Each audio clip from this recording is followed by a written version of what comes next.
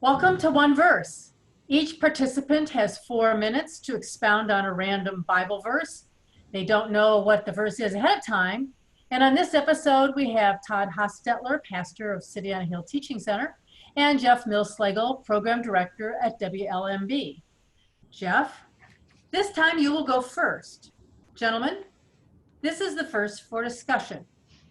It is Joshua 17, verse 4. And they came near before Eleazar the priest, before Joshua the son of Nun, and before the rulers, saying, The Lord commanded Moses to give us an inheritance among our brothers. Therefore, according to the commandment of the Lord, he gave them an inheritance among their father's brothers. Okay, that was Joshua 17:4, correct? Correct. Okay, all right. So let me quickly read that again. I want to make sure I get that in my mind here. And they came near before Eleazar the priest, before Joshua the son of Nun, and before the rulers, saying, The Lord commanded Moses to give us an inheritance among our brothers. Therefore, according to the command of the Lord, he gave them as an inheritance. Okay, this is a great verse. Okay, this is just an absolute fantastic, great verse. So here's what's happening. You've got the generation of the Exodus, all right? So they've come out, they've wandered around 40 years, and we know that whole thing. So this is what's going on. Actually, this particular verse actually comes from a section where it's talking about the inheritance given to the half tribe of Manasseh, is what there really is. That's kind of another teaching, which we'll just move on from there. Anyhow, but this is what's going on. So you got the whole previous generation of the Exodus has now passed on. So there's a new generation going on. And all they've ever heard and experienced is that wandering around, living in the camps and kind of moving around. And, you have the tabernacle there and the tent of meeting, etc. And they go through all this, and they really haven't had a place of their own. And all of a sudden, they are really getting ready to take over this. At this point, they've already started a bit of this. But this line in here, the Lord has commanded Moses to give us an inheritance among our brothers. Now, that word inheritance used here is really fascinating because it has to do with possession.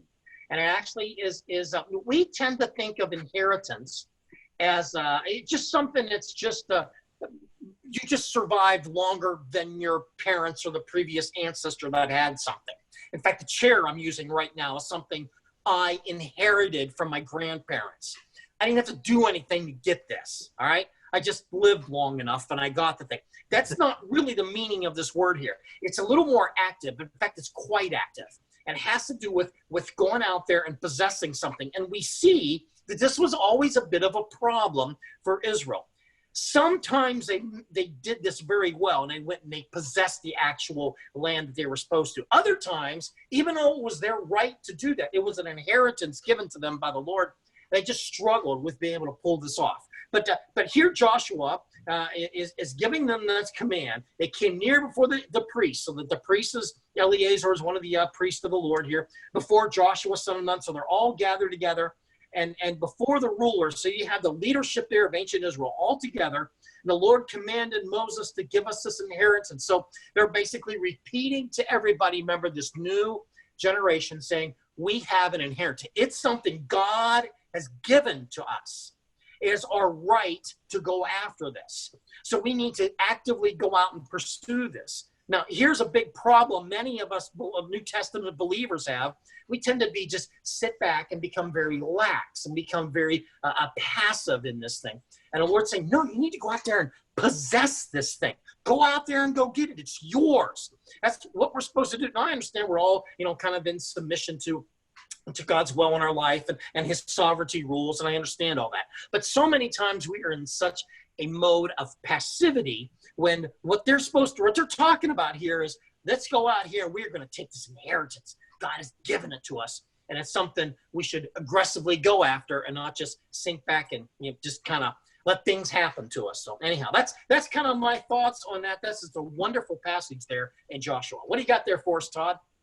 Well, I think that you hit it out of the park with that. That's exactly right, Jeff. And here's the thing about inheritance, and you talked about this with the chair that you're sitting on. We only get an inheritance when someone dies. There has to be a death for there to be an inheritance. And it's because of the death of Jesus Christ, because he died for us, we now get to inherit all the promises that we have in Jesus. Mhm. In Romans, it says that we are joint heirs with Jesus. So let's think about this for a moment. What exactly does Jesus have? Well, quite simply, everything. Yeah. He has everything because he has defeated Satan, so he has everything.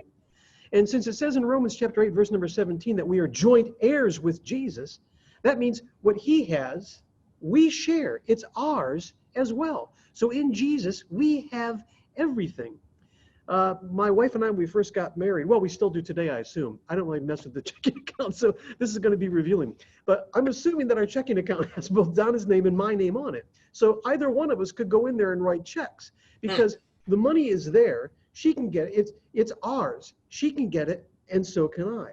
We both, this is exactly what a joint inheritance or a joint checking account is. And this is what it means when it says joint inheritance. We're joint heirs with Jesus Christ. So every promise, if you need healing, Jesus has it, and it's yours. You can receive it.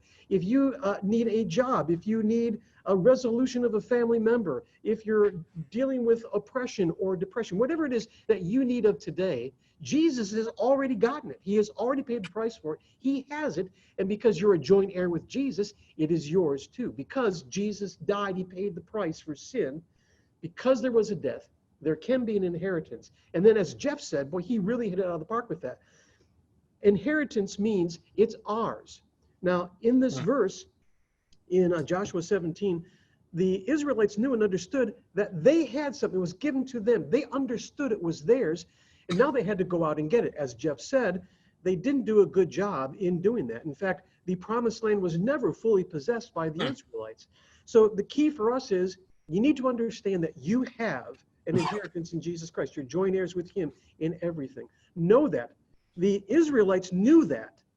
Their mistake was they didn't act upon it. We have to be like Caleb. Caleb was 80-some years old when he was able to collect his inheritance. And he found his land and he said, let me go. Let me go because I'm going to go now and I'm going to possess what's mine. That needs to be our attitude with everything. What's your need today? You are joint heirs with Jesus Christ, so you have whatever you need. Know that it's yours, and then don't make the mistake the Israelites did. You go and you possess it in the authority that you have in Jesus Christ. Jeff, final thoughts? Yeah, I was just, as you were talking, I was looking kind of the verses before and after this. And part of this discussion was, here was a gentleman that passed away, didn't have any sons. And there's just these women that were asking for their inheritance to get this. And part of this is working out where they're actually going to be able to get part of the inheritance. This is a great example how the Bible being so far ahead culturally than what was really going on. Because at this time in the ancient world, sorry, ladies, but you just didn't get anything like this. I mean, it's just, but here, God is making provisions. No, young lady, you're going to be taken care of. You're going to have this. You're going to have this. You're going to have this. It is part of your possession to get. So it's just another cool little thing about how, we tend to think of Scripture as kind of this old, dark, bad book. It's got all these terrible, crazy things in it, sacrifices and destruction and all that. And no, there's so much good stuff in here, particularly when you realize from a cultural standpoint, this is actually light years beyond what the culture would have accepted as a norm. So anyhow, once again, the scriptures are just so awesome. I just love being able to dive in it like this. So anyhow, that's what Joshua chapter 17, verse 4 from both Todd and I. So thank you very much for watching. We'll see you next time.